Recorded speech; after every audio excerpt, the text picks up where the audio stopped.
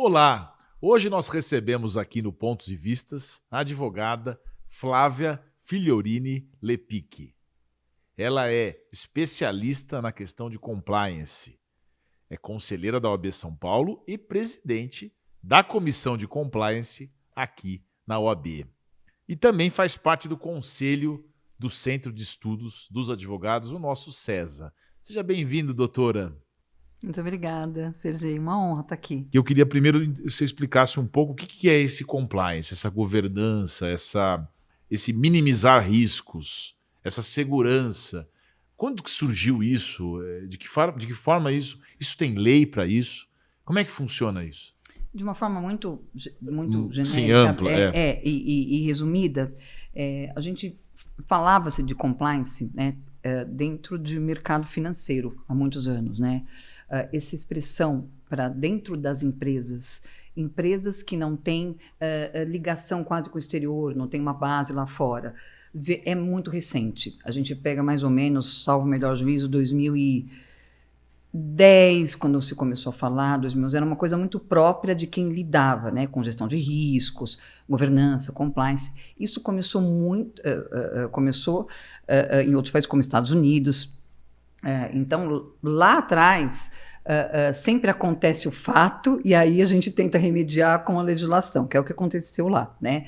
Watergate. Então, foram tendo situações, né, e quebras de bancos, em que foi se percebendo a necessidade de você ter normas sólidas de para as empresas se protegerem para investimentos, para tudo, né? Entendi. Eu sempre falo, e aí é o jeito de cada um, o compliance, eu sempre gosto de falar da governança antes, né? Então, até para não pular, você falou do início, no Brasil, ele vem um pouco depois. Claro que você tem no Brasil Basileia, normas dentro de nichos muito mais regulamentados, por exemplo, pelo Banco Central, que é o mercado financeiro, né, instituições financeiras, e que aí sim você tinha normas, sempre teve normas sólidas. O Banco Central, por exemplo, é um banco sempre que foi muito invejado por outros países, sempre foi muito arraigado em regras, em governança muito sólidas. Políticas de compliance. Sim. Sempre teve muito pouco ingerência política, né? Isso é muito importante dentro da governança. Então, o Brasil, ele como outros países, né, veio um pouco mais atrasado nisso. Geralmente, quando você tem empresas com a base lá fora, e aí que começou a vir para dentro isso aqui, né? Aí se transformando em cultura mesmo. Exatamente, mas muito vagarosamente. A gente tem uma intensidade maior um pouco antes da Lava Jato, depois a gente teve a lei anticorrupção com a Lava Jato, né? Então, e aí vou falando de governança, que eu falei, né? Eu sempre falo que assim, a governança, ela está acima de tudo, né? Eu vejo sempre o compliance como um pilar da governança corporativa, né? Isso é muito importante entender, né? Esse conceito. Cada um vai explicar de um jeito, cada um vai dar exemplos, mas o que é a governança corporativa, né? Governança, ela pode ser feita dentro de uma casa e numa multinacional de 30 mil empregados no mundo, né? É a forma que você governa, são os elementos que você se utiliza, os princípios para você gerir. Então, se numa casa eu faço uma economia correta, né, eu administro tudo bem, eu trato bem quem tem funcionários, né, cumpro a legislação devida. Isso é estar dentro dos moldes de governança num âmbito pequeno. Numa padaria, Flávia, você pode ter governança e... Aí eu vou falar do compliance? Claro, né? Não confundir, né, dinheiro pessoal com dinheiro do negócio. Entendi. Essa separação. Eu cumpro as leis, porque compliance não é uma lei, é você estar em conformidade, respondendo a sua pergunta, com as leis, com as regras, com as políticas da empresa. Tá? Então, é um dos pilares, como a gente tem outros pilares, né? Você tem pilar social, uma série de outros, e que muitas vezes eles têm um cruzamento muito grande, né? O social com compliance, o ambiental. Então, a governança, a forma que você vê a governança, a forma que quem está no alto escalão, seja de uma loja, de uma empresa pequena, de empresas grandes, né? Como eles enxergam e como eles tratam a cultura da governança e o pilar de compliance, que é estar em conformidade com normas políticas, pode ser aplicado em qualquer âmbito. Dou o exemplo sempre da casa, porque vem o nome... Claro, claro. Governanta, né? Então parece um bicho de 7 cabeças, né? E claro, ninguém é obrigado a saber, as pessoas têm áreas, né, do direito completamente distintas. Então é importante a gente voltar a esse conceito, né? Essa profilaxia, né, usando um termo Sim. de odontologia, né, essa Sim. profilaxia para evitar a cárie, né, evitar que o dente tenha problemas, os dentes tenham problemas maiores, esse compliance que previne situações de falta de ética, políticas que podem descambar para um processo contra a empresa, Exatamente. Criminal, civil, trabalhista. Isso tudo está em que patamar? Você disse que demorou para chegar um pouquinho. Hoje, isso está enraizado ou enraigado nas empresas de uma maneira mais... Tem departamento disso, Sim, tem um diretor... Sim. Hoje, a gente avançou demais, Sergei. Demais. Tem muito para avançar? Tem muito, mas avançamos demais. Eu vou te dar um exemplo, que tem a ver com compliance, tem a ver com uma série de mudanças geracionais, inclusive, né? A gente tem essa mania, né, de falar choque geracional, mas tem muitas coisas boas vindo das gerações mais novas, tem muito aprendizado com as mais antigas, e isso tem muito a ver com o que eu vou te falar, que é o seguinte... Quando as pessoas estão dispostas a aprender. Exato. Né? Porque hoje em dia ninguém quer aprender mais nada. Exatamente. Tem gente que deve estar pensando, não, mas isso aí eu já sei, então né? Todo mundo já sabe. E quanto mais a gente estuda, mais a gente vê que a gente a não sabe nada, né? Adquiriu essa, digamos, prepotência intelectual, né? Eu acho que é a internet. Acho que você tem muito acesso a várias... Muito. Não, mas eu já ouvi dizer e que superficial, o compliance ele não é isso, entendeu? E superficial, né? Todo mundo sabe, todo mundo é especialista hoje. Exatamente, exatamente. Então, assim, eu vou dar um exemplo. Outro dia eu falo sempre desse exemplo. Eu estava montando uma palestra, eu estava na casa dos meus pais, já faz uns anos isso. E aí, para você ver como as coisas mudam, né? Meu pai, ele começou no setor metalúrgico, e durante muito tempo da vida ele foi metalúrgico, minha mãe professora, né? E ele ia montando uma palestra, tal, aí minha mãe falou assim, ai, minha filha, eu estou escutando você falar, tal, mas, nossa, essa coisa de assédio, né? Que coisa horrorosa. Ainda bem que você, de gritarem, nossa, nunca passou por isso. Eu falei, mãe, a minha geração, eu vou fazer 48 anos. Passou, mas não podia reclamar. E a gente tinha um outro conceito, que você chegava na tua casa e reclamava pro seu pai, então, gritaram comigo. Olha, no estágio, em vez de carregar um processo, eu carreguei 10, estava chovendo e eu tinha... Não. Você sabe, Flávio, eu vou dizer para você uma coisa que talvez seja polêmica. É polêmico. Mas a gente está aqui para dizer um pouco hoje. Por isso que eu fui chamado para fazer esse podcast. Eu acho que desconfiar é uma palavra, é um verbo forte demais para eu falar o que eu vou falar. Mas assim, eu desconfio, talvez assim, da capacidade da pessoa entender. É a pessoa que diz que, por exemplo, uma mulher fala, eu nunca sofri preconceito, eu nunca fui discriminada. Ou uma pessoa negra, o negro, né? Não, isso não existe. Ou advogado, vou mais, advogada, não, mas esse negócio, eu nunca tive problema de prerrogativa, então você não enfrentou. Você não enfrentou, não é possível. Então, eu desconfio, né, desse tipo de fala. Ou a pessoa não tem uma atuação mais contundente, enfim. Mas... Ou, às vezes, tem até um comportamento, a gente estuda muito isso, a gente trabalha com combate a assédio moral sexual. Um comportamento mais defensivo. Às vezes é uma fortaleza. Ela não quer enxergar isso. E quando você começa a se abrir, e hoje é um mundo que a gente fala mais das coisas, a gente fala mais de doença mental, a gente fala de assédio. Então, o que acontece? Hoje, eu estava vendo isso, eu me dei conta de algumas coisas há poucos anos. Você sabia que essa coisa de assédio foi há poucos anos. Você fala, como assim? Você fala, puxa, já aconteceu isso comigo. Porque era cultural, né? Era cultural. E não é assim que as pessoas são piores, melhores, era cultural. Estava enraizado. Aliás, no campo específico do assédio sexual, que é crime, e o moral, que não é crime, mas tem impactos no trabalhista, né? Mas tem projeto de lei para transformar em crime. Eu acho que nesse aspecto devem ter políticas de compliance fortes para evitar... Sim. Por exemplo, o chefe que não pode se relacionar ou... como é que funciona? Tem isso? Sim, mas isso é uma cláusula? Não. Você recebe um papel? Então, onde que está esse estamento lá? a empresa dentro do seu departamento. E aí tem que haver Não faça brincadeirinhas com a secretária. Exatamente. Tem isso? Tem que estar escrito. Ah. Não, talvez desse jeito, mas Não, assim, claro, eu estou simplificando. Sim, claro. Mas assim, e muitas vezes até próximo disso, porque é difícil as pessoas entenderem, meu Serginho. Sim. Não é um negócio que não é fácil. E a brincadeira do Então- tio do churrasco, ele não consegue.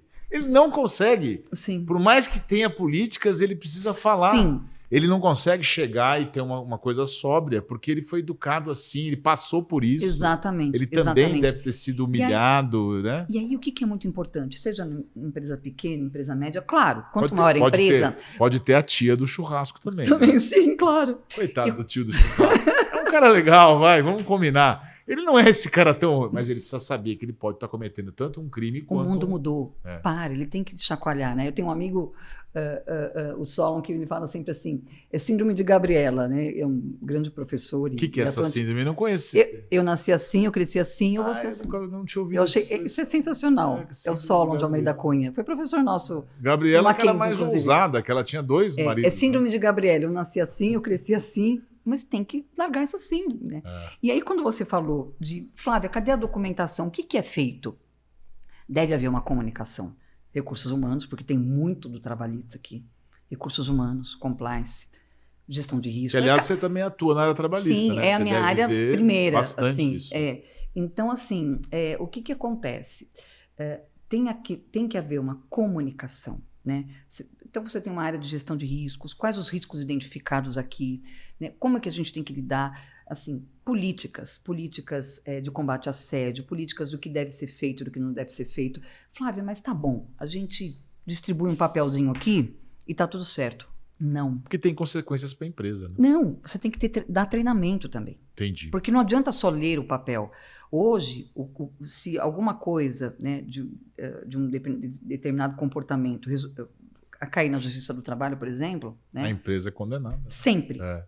assim, se acontecer alguma coisa e for provado que ela não teve habilidade para lidar, ela não se precaveu, ela não treinou, porque não adianta soltar um papel ou um calhamaço de papéis e falar assim, mas é o escritório X mais top do Brasil Entendi. que fez Não vai adiantar. 100 folhas, ninguém leu. E eu tenho que ler aqui, ó, que o meu compliance aqui tenho que chamar um intervalo. A gente volta a falar daqui a pouquinho aqui no Pontos e Vistas. O futuro da advocacia já chegou. Conheça o Marketplace de Lotex da OAB São Paulo. Aqui, você encontra as tecnologias jurídicas mais inovadoras que estão transformando a prática do direito. Com o apoio de inteligência artificial, algoritmos e machine learning, as Lotex revolucionam sua rotina.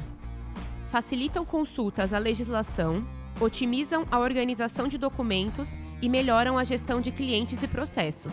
Mais do que uma vitrine, o Marketplace da OAB São Paulo oferece soluções aprovadas pela Comissão de Privacidade, Proteção de Dados e Inteligência Artificial da OAB São Paulo. Segurança, inovação e confiabilidade para o seu dia a dia. Explore diversas categorias e descubra como essas soluções podem atender às suas necessidades específicas. Marketplace de Lotex da OAB São Paulo. O portal que conecta você ao futuro da advocacia. Acesse agora e revolucione sua prática. Olá, voltamos a conversar com a doutora Flávia Lepic sobre compliance aqui no Pontos e Vistas. Você estava dizendo, Flávia, sobre os papéis. Não adianta só colocar o papel na mesa, não adianta só contratar um escritório grande ou pequeno, um escritório, enfim, um corpo jurídico para orientar. Precisa implementar isso na raiz, né, da estrutura da empresa, fazer palestras, conscientizar. Fala mais um pouco sobre isso e aproveita e já faz o gancho para a questão pública, porque eu te perguntei no bloco anterior, na Petrobras, por exemplo, circulou uns papeizinhos assim, olha gente, não paga caixa 2 aí pro pessoal, né? Responde, se for capaz. Então, exatamente. Mas é que a empresa pública, ela tem uma... Embora a Petrobras seja o quê? Economia mista? Eu não sei exatamente a denominação. Mas assim... onde o serviço público, acho que ele carece mais desta... Acho que melhorou bastante. Você tem hoje políticas públicas de controle, muito. merecer também do trabalho dos órgãos de controle. Ministério Público, Advocacia Geral da União. Você tem uma estrutura para fiscalizar, né?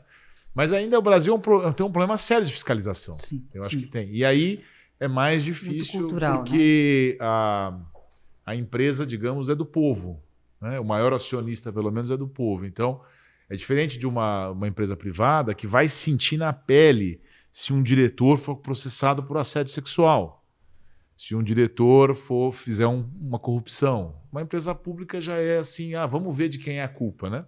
Exatamente. E aí falta muita base educacional, na minha opinião, sobre o conceito de público e privado. O público parece que não é de ninguém, né? Quando a gente esquece que não, são os impostos, né? Toda essa briga hoje, Brasil, mundo inteiro, meu Deus, os impostos, é isso, né? Então, assim, este é um cuidado em que eu acho que precisa ainda internalizar a cultura. Se é difícil você mudar a cultura numa empresa, imagina numa cidade, num estado, né? O nosso Brasil é um Brasil de vários Brasis, de várias culturas. Isso é muito difícil. E quando a gente fala de realmente você ter uma mudança cultural, é o que você falou, não adianta distribuir papelzinho, é treinamento. E não adianta vir uma vez por ano um global, aquela super palestra para 2.000 pessoas, olha, tal. Não, é pequeno, é diário. É roda de conversa, é sentar, o que está acontecendo? Gestão de risco, mapeamento, por que está tendo assédio aqui? Peraí, alguma coisa está estranha. Então, mapear risco é isso. Não é que você vai eliminar completamente os riscos. Pegando o gancho da Petrobras. O que aconteceu ali? Não tinha um setor de compliance? Tinha. Empresa pública tem que ter, todas as empresas têm que ter. Mas falhou alguma coisa. Quando a gente vai gerir risco, né? Qualquer tipo de risco. A gente vai gerir risco da hora que a gente acorda, da hora que a gente dorme, né? A gente vai atravessar a rua, você procura atravessar na faixa para minimizar o risco de você morrer ali atropelado. Vai ser 100%? Não vai. Mas você, dentro de uma gestão de risco, você vai tentar o máximo. É a mesma coisa uma empresa. Existe atividade empreendedora que não tenha risco? Impossível. Quem vender que com determinado movimento aí de mapeamento e causa e efeito você vai conseguir... eu tô para te dizer que, infelizmente, embora nós estamos lutando, a OAB tem lutado. Muita gente fala, não, mas cadê o OAB e tal? Acho que no passado a OAB já foi mais complicada, digamos assim, nessa atuação. A OAB tem lutado muito, mas ser advogado hoje é um risco. Nós estamos correndo risco. Completamente. Chega num fórum, numa discussão com um juiz ou com um delegado, a advocacia está correndo risco. Isso é um perigo. Sim. Então, até isso a gente sente na própria pele, né? E nos momentos que saem das nossas mãos, né? A gente vê o caso do advogado assassinado. Estou falando assim, dos mais riscos, muito os riscos processo possíveis. por litigância de má fé. Questão processual, estão sendo processados. Né? Exatamente. Estão querendo criminalizar a advocacia. Exatamente. E aí não é uma questão de compliance só. Aí talvez o compliance nosso seria como que a gente chama socorro, né? Tem que ligar para a OAB, não pode ficar sem OAB, você tem que ligar para as prerrogativas. Como é feita essa governança, esse trato com o outro no judiciário? Porque aí a gente choca com isso. Não adianta só a advocacia fazer, né? E o que a advocacia tem lutado, as transformações que a gente tem conseguido. Só que essa comunicação e ter do outro lado também. Aliás, e você tocou num ponto caro para nós. Governança do judiciário. Nós estamos, eu não sei se está aparecendo mais, mas está aparecendo muito caso de corrupção e também de falta de ética, sobretudo na questão orçamentária. Porque às vezes aparece também muita coisa que não é que seja ilegal. Por exemplo, um desembargador recebeu 300 mil naquele mês. É porque o processo não é ético e não é transparente do que eles têm direito. Isso tudo é feito muito na bacia das almas. Então isso também tem que ter compliance. Eles também não estão abertos, porque são públicos. Transparência, né? Exatamente. Não estão exatamente. Abertos. Você vê os avanços de 3, 4 anos para cá, vamos supor, dentro da OAB, da nossa OAB, em termos de governança, transparência, a OAB é outro mundo. E as empresas estão se modificando, tudo mais. Prefeituras, estados, né? Os programas que as prefeituras têm, Prefeitura de São Paulo, de conformidade. Então, o mundo está evoluindo. O judiciário precisa acompanhar. E até pode ser que determinados tribunais tenham, né, alguma governança mais robusta, mais encorpada, mas assim, a gente acaba não conseguindo visualizar. Então, nessa questão específica da governança, da política de compliance no judiciário, eu entendo que quando a gente criou o CNJ em 2004, foi justamente para dar guarida a essa proteção. Só que, infelizmente, Flávio, em 20 anos, você tem uma atuação do CNJ muito tímida ainda em relação a essa parte funcional. Isso é governança. É juiz, o horário que o juiz chega, a produtividade dele, como é que funciona, como é que ele trata as partes, os advogados. Isso tudo faz parte de um ambiente de trabalho, não é isso? Exato. E, infelizmente, a gente não...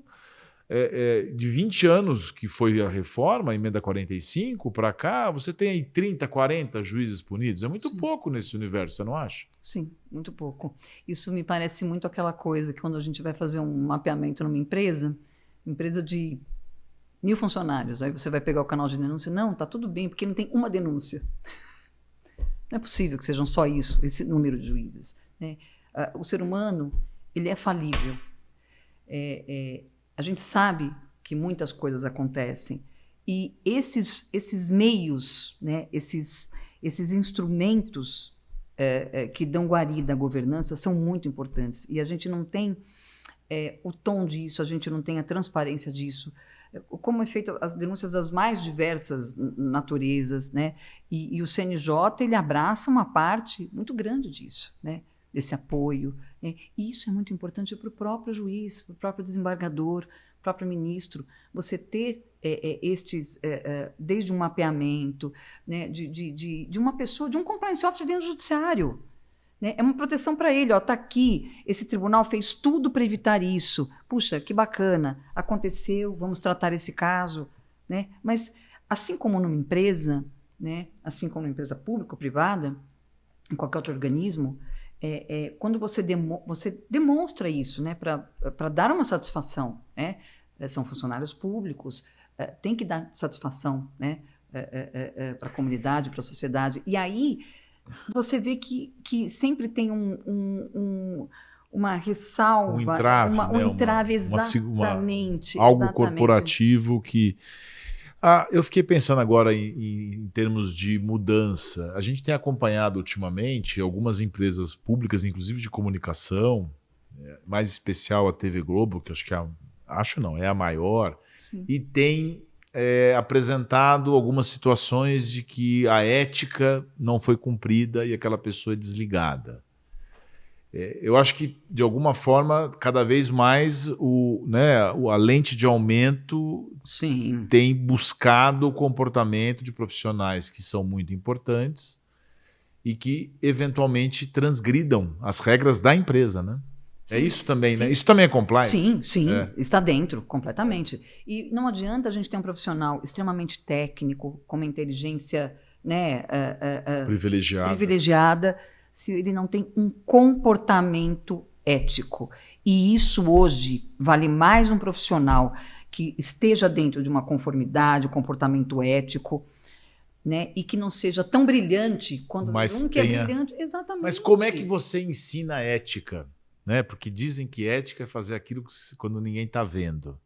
Isso é fazer o certo quando ninguém está vendo. Eu sempre digo no meu escritório, contrate caráter, treine talentos.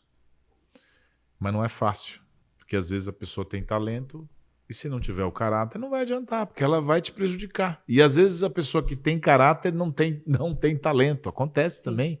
Mas você pode treinar e fazer com que ela adquira, não a talento, mas que ela adquira um conhecimento a ponto de ser útil, né? Importante. Exatamente. E esse conhecimento, né? Eu falo que o conhecimento, por isso que a necessidade de treinamento das empresas, o conhecimento é libertador, né? Há muito tempo você via, hoje um pouco menos, né? Quando você dava um treinamento de canal de denúncia, como fazer, que é importante, que vai ser anônimo, que tem acolhimento. Quantos empresários dizem, não, melhor não ficar falando muito de assédio, porque senão acaba tendo muito assédio. Imagina, a gente tem que falar de assédio. As pessoas têm que entender a diferença do que é uma exigência normal de trabalho do que um assédio moral. É importante, o conhecimento é libertador. Sim, até para, eventualmente, configurar uma injustiça também. Exatamente. Claro que pode ter. Porque uma pessoa Não é ela pode possível que tenha entender... sido mal interpretada Exatamente. ou também se colocado uma posição. A gente tem que abrir também isso. Nós não podemos tirar a possibilidade de um vitimismo. Acontece, ué. Por que não? Né? Ninguém está fazendo um discurso contrário, mas existe toda essa parte. Exatamente. Acho que o compliance ajuda isso também, né? Sim, sim. Isso está muito... Existe uma simbiose muito grande, né? Desses comportamentos que antes eram tratados só pelo RH, área trabalhista, compliance. Hoje tudo isso... por isso que é importante numa empresa, né, em órgão, empresa pública, privada, a comunicação.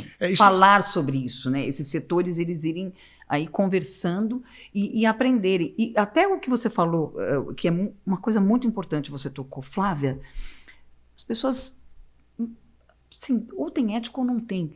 Então, mas muitas vezes, o que acontece? A pessoa não tem conhecimento. Falta conhecimento. Não, mas isso todo mundo faz. Por que está errado? Mas é normal.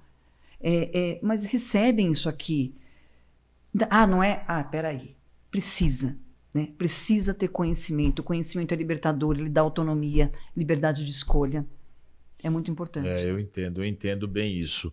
Ô Flávia, você preside a comissão de compliance da OAB São Paulo. Você estava me contando no intervalo que ela abriu. Como é que é isso?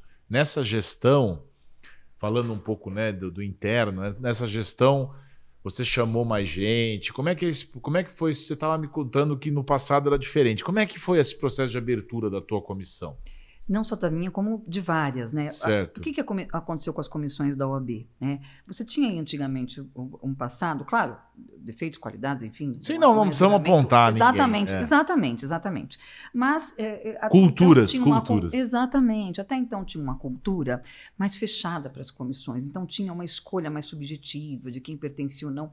O que a Patrícia e o Leonardo Sica fizeram? Não, peraí, acabou isso. Se você tem uma qualificação administrativa ali, para o advogado... Você pode participar. Se ele, né, pagou direitinho a B, não tem nenhum, né, um processo disciplinar, vai participar. É importante. As comissões, elas têm um valor agregado muito grande, de conhecimento, de troca. Né?